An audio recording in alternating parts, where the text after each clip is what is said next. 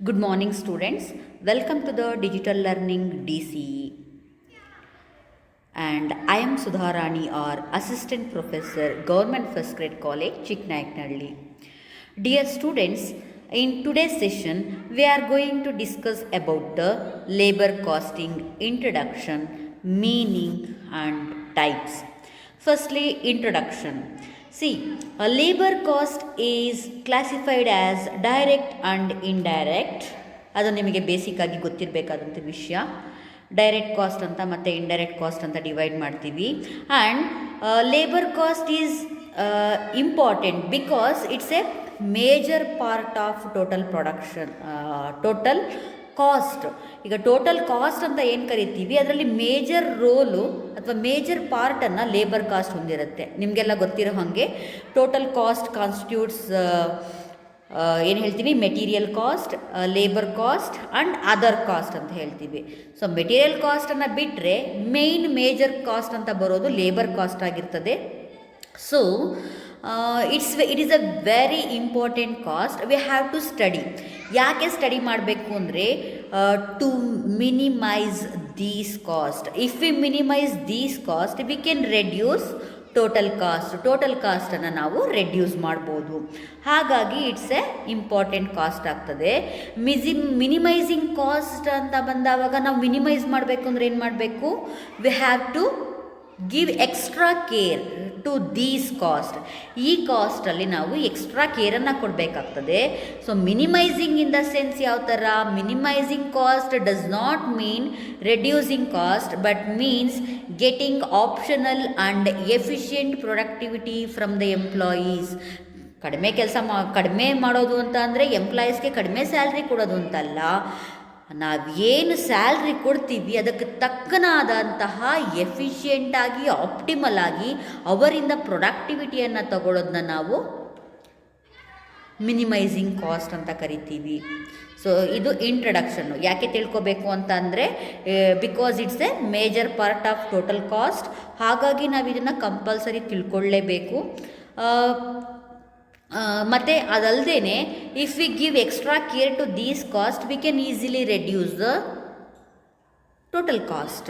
ಇವಾಗ ನಾವು ಅದ್ರ ಬಗ್ಗೆ ಕೇರೇ ಮಾಡ್ತಾ ಇಲ್ಲ. ಯಾವ ವರ್ಕರ್ ಕೆಲಸ ಮಾಡ್ತಾ ಇದ್ದಾನೆ, ಯಾವ ವರ್ಕರ್ ಕೆಲಸ ಮಾಡ್ತಾ ಇಲ್ಲ, ಇದನ್ನು ನಾವು ಗಮನಿಸಿದ್ರೆ ತಾನೇ ನಮಗೆ ಗೊತ್ತಾಗ್ತದೆ are we getting perfect work, ಅಥವಾ ಅವರಿಂದ ಏನು ನಾವು ಕರೆಕ್ಟಾಗಿ ಎಫಿಷಿಯೆಂಟಾಗಿ ವರ್ಕ್ ತೊಗೋತಾ ಇದ್ದೀವ, ಇಲ್ಲ ಯಾವುದೇ ಒಬ್ಬ ವರ್ಕರು ಟೈಮ್ನ ವೇಸ್ಟ್ ಮಾಡ್ತಾ ಇದ್ದಾನ, ಹೇಗಿದೆ ಅನ್ನೋದನ್ನು ನಾವು ಮಾನಿಟ್ರ್ ಮಾಡೋದು ಹೊರತು ನಮಗೆ ಗೊತ್ತಾಗೋದಿಲ್ಲ ಯಾವ ವರ್ಕು ಎಷ್ಟು ಆಗ್ತಾ ಇದೆ, ಯಾರು ಎಫಿಷಿಯೆಂಟ್ ವರ್ಕರ್ ಇದ್ದಾರೆ, ಯಾರು ಎಫಿಷಿಯೆಂಟ್ ಅಲ್ಲ ಅನ್ನೋದು ನಮಗೆ ಗೊತ್ತಾಗೋದಿಲ್ಲ. ಸೊ ಇದು ಇಂಟ್ರಡಕ್ಷನ್ನು. Next meaning of labour cost. Meaning ಅಂತ ಅಂದರೆ ಲೇಬರ್ ಕಾಸ್ಟ್ ಅಂದರೆ ಏನು, the payment made to the labour in exchange for its service is called labour cost. ಅಂದರೆ ಒಬ್ಬ ವ್ಯಕ್ತಿ ಒಂದು ಪ್ರೊಡಕ್ಷನಲ್ಲಿ ಅವನ ಸರ್ವೀಸ್ ಏನು ಕೊಡ್ತಾನೆ ನಮಗೆ, ಅವನ ಕಾಂಟ್ರಿಬ್ಯೂಷನ್ ಏನಿದೆ ಆ ಕಾಂಟ್ರಿಬ್ಯೂಷನ್ಗೆ ಪ್ರತಿಯಾಗಿ ಒಂದು ಏನು ಅಮೌಂಟನ್ನು ಪಡ್ಕೋತಾನೆ, that payment is known as labour cost ಅಂತಂದರೆ ಅದರಲ್ಲಿ because it's a major part of total cost of production ಅಂತ ಕರಿತೀವಿ. ಮತ್ತು labour cost is also called as wages. Commonly ನಾವು ಅದನ್ನ ವೇಜಸ್ ಅಂತ ಕರಿತೀವಿ. ಆಮೇಲೆ labour cost represents the expenses incurred on both direct and indirect labour. ಬರೀ labour cost ಅಂತಂದರೆ ನಿಮಗೆ ಗೊತ್ತಿರೋ ಹಾಗೆ ಡೈರೆಕ್ಟ್ ಮತ್ತು ಇಂಡೈರೆಕ್ಟ್ ಅಂತ ಹೇಳಿದೆ. ಮುಂದೆ ನೋಡೋಣ ಏನು ಡೈರೆಕ್ಟ್ ಅಂದರೆ ಇಂಡೈರೆಕ್ಟ್ ಅಂದರೆ ಅಂತ. ಅದಕ್ಕೆ ಮುಂಚೆ labour cost is more than just wage. ಬರೀ ಕೂಲಿ ಕೊಡೋದು ಅಂತ ಅಷ್ಟೇ ಅಲ್ಲ. ಲೇಬರ್ ಕಾಸ್ಟ್ ಅಂದರೆ it includes the total amount of financial benefits given by the concern to all it workers and employees for their time and effort used in producing goods and services. ಎಂಪ್ಲಾಯೀಸ್ಗಳು ಅವರ time ಮತ್ತು ಎಫರ್ಟನ್ನು ಒಂದು ಗೂಡ್ಸನ್ನು ತಯಾರಿಕೆಯಲ್ಲಿ ಉಪಯೋಗಿಸಿದ್ದಕ್ಕಾಗಿ ನಾವು ಏನು ಕೊಡ್ತೀವಿ financial benefits, ಆ ಎಲ್ಲ ಫಿನಾನ್ಷಿಯಲ್ ಬೆನಿಫಿಟ್ಸನ್ನು ನಾವು ಲೇಬರ್ ಕಾಸ್ಟ್ ಅಂತ ಕರಿತೀವಿ. In fact the financial compensation provided to the workers for their physical and mental contribution for converting raw materials into finished outputs. ಬರೀ ಫಿಸಿಕಲ್ ಎಫರ್ಟಿಗೆ ಅಷ್ಟೇ ನಾವು ಫೈನಾನ್ಷಿಯಲ್ ಬೆನಿಫಿಟನ್ನು ಅವರಿಗೆ ಕೊಡೋದಿಲ್ಲ, ಅವರ ಮೆಂಟಲ್ ಎಫರ್ಟ್ಗೆ ಕೂಡ, ಮಾನಸಿಕವಾಗಿ ಅವರೇನು ನಮಗೆ ಅವರ ಬುದ್ಧಿಶಕ್ತಿಯನ್ನು ಉಪಯೋಗಿಸ್ತಾರೆ, ಅವರ ದೈಹಿಕ ಸಾಮರ್ಥ್ಯವನ್ನು ಉಪಯೋಗಿಸ್ತಾರೆ. ಒಂದು ಗೂಡ್ಸ್, ಒಂದು ರಾ ಮೆಟೀರಿಯಲ್ಲು ಫಿನಿಶ್ಡ್ ಪ್ರಾಡಕ್ಟ್ ಆಗೋದಕ್ಕೆ ಏನು ಅವರ ದೈಹಿಕ ಮತ್ತು ಮಾನಸಿಕ ಶಕ್ತಿಯನ್ನು ಉಪಯೋಗಿಸ್ತಾರೆ, ಅದನ್ನು ಕೂಡ ನಾವು ಪೇಮೆಂಟ್ ಆಗಿ ಕೊಡ್ತೀವಿ ಅದಕ್ಕೆ ಕೂಡ. ಸೊ ಅಲ್ಲಿಗೆ work in the nature of mental or in the nature of physical ಯಾವುದೇ ಇರಲಿ. Labour cost includes monetary and non monetary benefits. ಬರೀ ಮಾನಿಟರಿ ಬೆನಿಫಿಟ್ಸ್ ಅಷ್ಟೇ ಅಲ್ಲ, ನಾನ್ ಮಾನಿಟರಿ ಬೆನಿಫಿಟ್ಸನ್ನು ಕೂಡ ಒಳಗೊಂಡಿದೆ. ನಾನ್ ಮಾನಿಟರಿ ಬೆನಿಫಿಟ್ಸ್ ಅನ್ನೋದಕ್ಕೆ ನಾವು ಆಲ್ಟರ್ನೇಟಿವ್ ಆಗಿ ಫ್ರಿಂಜ್ ಬೆನಿಫಿಟ್ಸ್ ಅಂತ ಕೂಡ ಕರಿತೀವಿ. ಈಗ ಮಾನಿಟರಿ ಬೆನಿಫಿಟ್ಸ್ ಅಂತ ಬಂದರೆ ಬರೀ ವೇಜ್ ಅಷ್ಟೇ ಆಗಲ್ಲ, basic wages, DA, employer contribution to provident fund. ಈಗ ವೇಜಸ್ ಅಂತ ಅಂದರೆ ಈಗ ಇಷ್ಟು ಕೆಲಸ ಮಾಡಿದೆ ಇಷ್ಟು ದುಡ್ಡು ಕೊಡ್ತೀನಿ. ದೆನ್ DA, ಡಿಯರ್ನೆಸ್ ಅಲೋಯನ್ಸ್ ಅಂತ ಹೇಳ್ತೀವಿ. ಒಂದು ದಿನದ ಮಟ್ಟಿಗೆ ಅವ್ರು ಕೆಲಸ ಮಾಡಿದ್ದಕ್ಕೆ ಅವರ ಲೈಫಲ್ಲಿ ಏನು ಈಗ ಅವತ್ತಿನ ಖರ್ಚು, ಅವನ ಊಟದ ವೆಚ್ಚ ಅಥವಾ ಅವನ ಏನು ಅವನ ಕಂಫರ್ಟ್ನೆಸ್ ಇರ್ತದೆ, ಆ ಕಂಫರ್ಟ್ನೆಸ್ಗೆ ಕೊಡೋವಂಥದ್ದನ್ನ ನಾವು DA ಅಂತ ಕರಿತೀವಿ. Employers contribution to provident fund, ಮತ್ತು ಅವನ ಭವಿಷ್ಯಕ್ಕೆ ಇಷ್ಟು ಅಂತ ಹಣವನ್ನು ನಾವು ಸ್ಯಾಲ್ರಿ ರೂಪದಲ್ಲಿ ಕೊಡಬೇಕಾಗ್ತದೆ, ವೇಜ್ ರೂಪದಲ್ಲಿ ಕೊಡಬೇಕಾಗ್ತದೆ. Sometimes we have to give bonus, pension for retirement life and gratuity. Gratuity ಅಂದರೆ ಮಧ್ಯದಲ್ಲಿ ಅವನಿಗೇನಾದರೂ ಆದರೆ ಅವನ ಕುಟುಂಬಕ್ಕೆ ಅಂತ ನಾವು ಇಷ್ಟೊಂದು ಅಮೌಂಟನ್ನು ಕೊಡಬೇಕಾಗ್ತದೆ. ಇದಿಷ್ಟನ್ನು ಒಳಗೊಂಡ್ರೆ ನಾವು ಅದನ್ನು ಮಾನಿಟರಿ ಫಿನಾನ್ಷಿಯಲ್ ಬೆನಿಫಿಟ್ಸ್ ಅಂತ ಕರಿತೀವಿ. ಇನ್ನು ಫ್ರಿಂಜ್ ಬೆನಿಫಿಟ್ಸ್ ಅಂತ ಅಂದರೆ ಅದು ಮಾನಿಟರಿ ಆಗಿರೋದಿಲ್ಲ, ಅವನಿಗೊಂಥರ ಸಬ್ಸಿಡೈಸ್ಡ್ ಫುಡ್. ಇವಾಗ ಫಾರ್ ಎಕ್ಸಾಂಪಲ್ ಅವ್ನು ನಮ್ಮ ಕಂಪ್ನಿನಲ್ಲಿ ಕೆಲಸ ಮಾಡ್ತಾ ಇದ್ದಾನೆ, ಬೆಳಗ್ಗೆ ಬೇಗ ತಿಂಡಿ ತಿನ್ಕೊಂಬರೋಕ್ಕಾಗಲ್ಲ, ಸೊ ನಮ್ಮ ಕ್ಯಾಂಟೀನಲ್ಲಿ ಅವನಿಗೆ ಕಡಿಮೆ ವೆಚ್ಚದಲ್ಲಿ ಆಹಾರವನ್ನು ಒದಗಿಸೋದು, ತಿಂಡಿ ಕೊಡೋದು, ಟೀ ಕೊಡೋದು. ಹಾಗೆ ಕೆಲವರು ತುಂಬ ದೂರದಿಂದ ಇಲ್ಲಿ ನಮ್ಮ ಕಂಪ್ನಿ ಕೆಲಸಕ್ಕೆ ಬರ್ತಾ ಇದ್ದಾರೆ, ನಾವು ಅವ್ರಿಗೆ ನಮ್ಮದೇ ಆದಂತಹ ರೆಸಿಡೆನ್ಷಿಯಲ್ನ ಕೊಡೋದು, ಕ್ವಾರ್ಟರ್ಸ್ ಕೊಡೋದು, ಕಡಿಮೆ ದುಡ್ಡನ್ನು ಅವರ ಸಂಬಳದಿಂದ ಇಟ್ಕೊಡೋದು. ಹಾಗೆ ಅವ್ರ ಮಕ್ಕಳಿಗೆ ಎಜುಕೇಷನ್ ಕೊಡಿಸೋದಾಗಿರ್ಬೋದು, ಮೆಡಿಕಲ್ ಫೆಸಿಲಿಟೀಸನ್ನು ಕೊಡೋದಾಗಿರ್ಬೋದು, ಅವ್ರಿಗೆ ಹಾಲಿಡೇಸಲ್ಲಿ ರಿಫ್ರೆಶ್ಮೆಂಟ್ ಅಂದರೆ ಟೂರು ಏನಾದರೂ ಹೋಗಲಿಕ್ಕೆ ಅಲೋ ಮಾಡೋದಾಗಿರ್ಬೋದು, ಇದೆಲ್ಲದು ಕೂಡ ಇದರಲ್ಲೇ ಬರ್ತದೆ. ಇದಿಷ್ಟು ನಾನ್ ಮಾನಿಟರಿ ಬೆನಿಫಿಟ್ಸ್ ಆಗ್ತದೆ. ನೆಕ್ಸ್ಟ್ ನೋಡೋಣ types of labour cost. Already ನಾನು ಸ್ಟಾರ್ಟಿಂಗೇ ಹೇಳಿದೆ ಡೈರೆಕ್ಟ್ ಲೇಬರ್ ಮತ್ತು ಇಂಡೈರೆಕ್ಟ್ ಲೇಬರ್ ಅಂತ.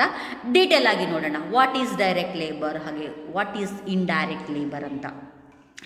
Direct labour. Direct labor cost is the amount spent by the factory for those workers involved directly in the manufacturing process. ಯಾವ worker ಫ್ಯಾಕ್ಟ್ರಿಯಲ್ಲಿ ಅಥವಾ worker ಡೈರೆಕ್ಟಾಗಿ manufacturing ಪ್ರೋಸೆಸ್ಸಲ್ಲಿ involve ಆಗ್ತಾನೆ. Direct labour cost is the amount spent by the factory for those workers involve directly in the manufacturing process. ಕಂಪ್ನಿನ ಮೇಲೆ ಎರಡು part ಇರುತ್ತೆ, ಒಂದು ಆಫೀಸು, ಇನ್ನೊಂದು ಫ್ಯಾಕ್ಟ್ರಿ.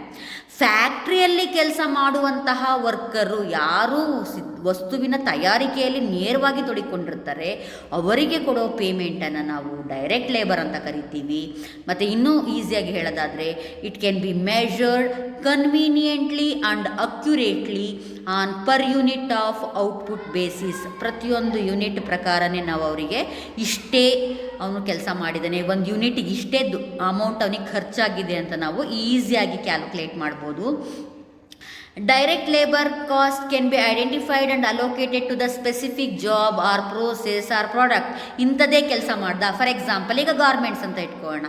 ಗಾರ್ಮೆಂಟ್ಸಲ್ಲಿ ಕಟಿಂಗ್ ಸೆಷನ್ ಇರುತ್ತೆ, ಕ್ವಾಲಿಟಿ ಚೆಕ್ಕಿಂಗ್ ಸೆಷನ್ ಇರುತ್ತೆ, ಇವೆಲ್ಲ ಡೈರೆಕ್ಟಲ್ಲೇ ಬರ್ತದೆ. ಕಟಿಂಗ್ ಸೆಷನ್, ಸೊ ಅವನು ಕಟಿಂಗ್ ಸೆಷನಲ್ಲಿ ಎಷ್ಟು ಹೊತ್ತು ಕೆಲಸ ಮಾಡ್ದ, ಯಾಕೆ ಅವನಿಗೆ ಸಂಬಳ ಕೊಡಬೇಕು, ಕಟಿಂಗ್ ಸೆಷನಲ್ಲಿ ಕೆಲಸ ಮಾಡಿದ್ದಾನೆ, ಸ್ಟಿಚಿಂಗ್ ಡಿಪಾರ್ಟ್ಮೆಂಟಲ್ಲಿ ಕೆಲಸ ಮಾಡಿದ್ದಾನೆ, ಈ ರೀತಿ ನಮಗೆ ಈಸಿಯಾಗಿ ಸಿಕ್ಕೋಗ್ತದೆ. We can easily identified. ಇವನು ಸ್ಟಿಚಿಂಗ್ ಡಿಪಾರ್ಟ್ಮೆಂಟಲ್ಲೇ ಬರೀ ಸ್ಟಿಚಿಂಗ್ ಅಷ್ಟೇ ಮಾಡ್ತಾ ಇದ್ದ. ಇವನು ಕಟ್ಟಿಂಗ್ ಸೆಕ್ಷನ್ನು ಬರೀ ಕಟ್ಟಿಂಗೇ ಮಾಡ್ತಾ ಇದ್ದ, ಬಟ್ಟೆ ಕಟ್ಟಿಂಗು ಗಾರ್ಮೆಂಟ್ಸಲ್ಲಿ, ಅಥವಾ ಕ್ವಾಲಿಟಿ ಚೆಕ್ಕರು, ಈ ರೀತಿ ಈಸಿಯಾಗಿ ಐಡೆಂಟಿಫೈ ಮಾಡ್ಬೋದು.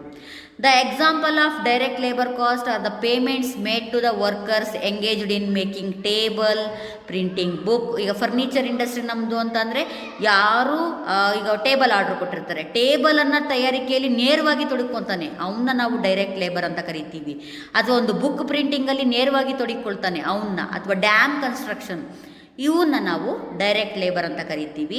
ಇನ್ನು ಇಂಡೈರೆಕ್ಟ್ ಲೇಬರ್ ಅಂತ ಬಂದಾಗ, indirect labour cost is the amount spent by the factory for those workers who are not directly engaged in the production process.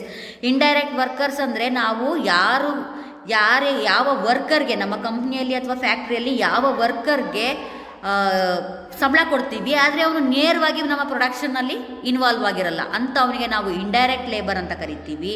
Indirect labour cost refers to the expenses incurred in remunerating such workers who assist the direct labour to complete the manufacturing process. ಒಂದು ಉತ್ಪಾದನಾ ತಯಾರಿಕೆಯಲ್ಲಿ ಅವರಿಗೆ help ಮಾಡೋವಂಥವ್ರು, assist ಮಾಡೋವಂಥವ್ರು, ಅಂಥವ್ರನ್ನ ನಾವು indirect labour ಅಂತ ಕರಿತೀವಿ. And it can not be identified and measured accurately on per unit of output basis. ನೀವು ಇವ್ರನ್ನ ಈಸಿಯಾಗಿ ಇಂಥದೇ ಕೆಲಸ ಮಾಡಿದ್ರು ಅಂತ, ನೀವು ಇಷ್ಟೇ ಇಂಥ ಜಾಬಲ್ಲಿ ತೊಡಕೊಂಡ್ರು ಅಂತ ನೀವು ಈಸಿಯಾಗಿ ಐಡೆಂಟಿಫೈ ಮಾಡೋಕ್ಕಾಗಲ್ಲ. ಅಂತಹ ವರ್ಕರ್ನ ನಾವು ಇಂಡೈರೆಕ್ಟ್ ಲೇಬರ್ ಅಂತ ಕರಿತೀವಿ. It forms a part of overhead cost. ನೋಡಿ, direct labour is a part of prime cost, but indirect labour is a part of overhead cost. Overhead ಅಂದರೆ indirect ಎಕ್ಸ್ಪೆನ್ಸಸ್ನ ಒಂದು part. Indirect material ಇರ್ತದೆ, indirect other expenses ಇರ್ತದೆ, ಅದೇ ರೀತಿ indirect labour ಕೂಡ ಒಂದು ಪಾರ್ಟ್ ಆಗಿರ್ತದೆ. So payment made to the sweepers ಅಂದರೆ ಕಸ ಗುಡಿಸೋರು. ಇವಾಗ ಫ್ಯಾಕ್ಟ್ರಿ ಅಂದರೆ ಇಡೀ ಫ್ಯಾಕ್ಟ್ರಿಗೆ ಅವ್ರು ಕಸ ಗುಡಿಸ್ತಾರೆ, ಹಾಗಾಗಿ ಅವ್ರನ್ನ ಪರ್ಟಿಕ್ಯುಲರ್ ಆಗಿ ಇವಾಗ ಆಫೀಸ್ನಲ್ಲೂ ಕಸ ಗುಡಿಸ್ತಾರೆ, ಫ್ಯಾಕ್ಟ್ರಿಲಿ ಕಸ ಗುಡಿಸ್ತಾರೆ, ಪ್ರತಿಯೊಂದು ಎಲ್ಲಿ ಬೇಕಾದರೂ ಅವ್ರು ಕಸ ಗುಡಿಸ್ಬೋದು. ಅವ್ರನ್ನ ಪರ್ಟಿಕ್ಯುಲರ್ ಆಗಿ ಇಂಥದೇ ಕೆಲಸಕ್ಕೆ ಸಂಬಳ ಕೊಡಬೇಕು ಅಥವಾ ಇಂಥದೇ ಕೆಲಸಕ್ಕೋಸ್ಕರ ಅವ್ರು ಕೆಲಸ ಮಾಡಿದ್ರು ಅಂತ ನಾವು ಈಸಿಯಾಗಿ ಐಡೆಂಟಿಫೈ ಮಾಡೋಕ್ಕಾಗಲ್ಲ. ಈಗ ವಾಚ್ಮನ್ ಇಡೀ ಕಂಪ್ನಿನ ಕಾಯ್ತಾನೆ, ಅವನಿಗೆ ಹೇಗೆ ನೀವು ಪ್ರೊಡಕ್ಷನಲ್ಲಿ ಇಂಥ ಡಿಪಾರ್ಟ್ಮೆಂಟ್ಗೆ ಕೆಲಸ ಮಾಡ್ದ ಅಂತ ನೀವು ಈಸಿಯಾಗಿ ಐಡೆಂಟಿಫೈ ಮಾಡೋಕ್ಕಾಗಲ್ಲ. ಅದೇ ರೀತಿ ಕ್ಲೀನರ್ಸು, ಸೂಪರ್ವೈಸರ್ಸು, ಅಕೌಂಟೆಂಟು, ಇವ್ರನ್ನ ಒಂದು ಪರ್ಟಿಕ್ಯುಲರ್ ಜಾಬ್ಗೆ ಅಥವಾ ಮ್ಯಾನುಫ್ಯಾಕ್ಚರಿಂಗ್ ಪ್ರೋಸೆಸ್ಸಲ್ಲಿ ನಾವು ಡೈರೆಕ್ಟಾಗಿ ಐಡೆಂಟಿಫೈ ಮಾಡೋಕ್ಕಾಗಲ್ಲ. ಅದಕ್ಕೋಸ್ಕರ ಇವರನ್ನು ನಾವು ಇಂಡೈರೆಕ್ಟ್ ಲೇಬರ್ಸ್ ಅಂತ ಕರಿತೀವಿ.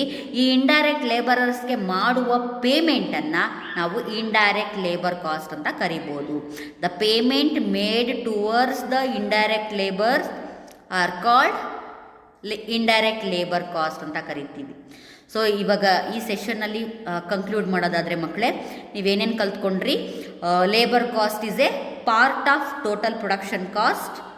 ಮತ್ತು ಲೇಬರ್ ಕಾಸ್ಟ್ ಅಂತಂದರೆ it is a payment paid to the workers who are involved in the production of goods and services directly or indirectly. ಒಬ್ಬ ವ್ಯಕ್ತಿ, ಯಾವ ವರ್ಕರ್ಸು ಅಥವಾ ಎಂಪ್ಲಾಯೀಸು ನಮ್ಮ ಪ್ರೊಡಕ್ಷನ್ ಪ್ರೊಸೆಸ್ಸಲ್ಲಿ ಇನ್ವಾಲ್ವ್ ಆಗಿರ್ತಾರೆ, ಅದು ಡೈರೆಕ್ಟ್ ಆಗಿರ್ಬೋದು, ಇಂಡೈರೆಕ್ಟ್ ಆಗಿರ್ಬೋದು, ಅವರಿಗೆ ಮಾಡುವ ಪೇಮೆಂಟನ್ನು ಲೇಬರ್ ಕಾಸ್ಟ್ ಅಂತ ಕರಿತೀವಿ.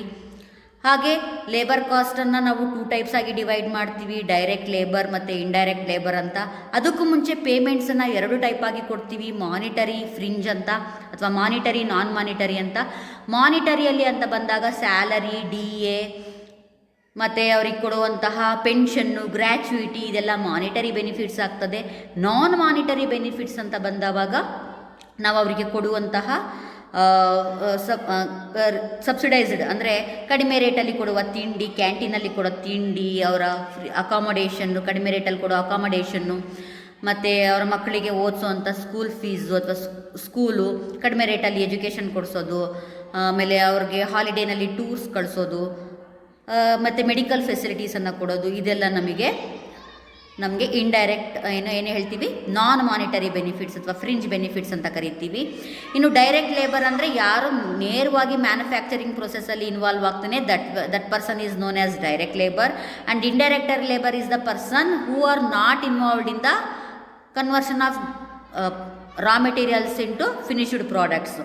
Example sweeper, watchman, cleaner, supervisor, accountant. ಇನ್ನು ಡೈರೆಕ್ಟ್ ಲೇಬರ್ಗೆ ಎಕ್ಸಾಂಪಲ್ ಕೊಡೋದಾದರೆ the person who makes a table, furniture industry ಆದರೆ ಟೇಬಲ್ ಮ್ಯಾನುಫ್ಯಾಕ್ಚರ್ ಮಾಡೋನಾಗಿರ್ಬೋದು, ಅಥವಾ ಪೇಂಟ್ ಮಾಡೋನಾಗಿರ್ಬೋದು, ಬುಕ್ ಪ್ರಿಂಟಿಂಗಲ್ಲಿರ್ಬೋದು, ಡ್ಯಾಮ್ ಕನ್ಸ್ಟ್ರಕ್ಷನ್ನು, ಇದನ್ನೆಲ್ಲ ನಾವು ಎಕ್ಸಾಂಪಲ್ ಕೊಡ್ಬೋದು. In the next class we will discuss another topic. Hope you people are understood. ನೀವೆಲ್ಲ ಚೆನ್ನಾಗಿ ಅರ್ಥ ಮಾಡ್ಕೊಂಡಿದ್ದೀರಾ ಅಂತ ಭಾವಿಸ್ತೀನಿ ಮಕ್ಕಳೇ. We will meet in the next class. Until then have a nice day. Thank you.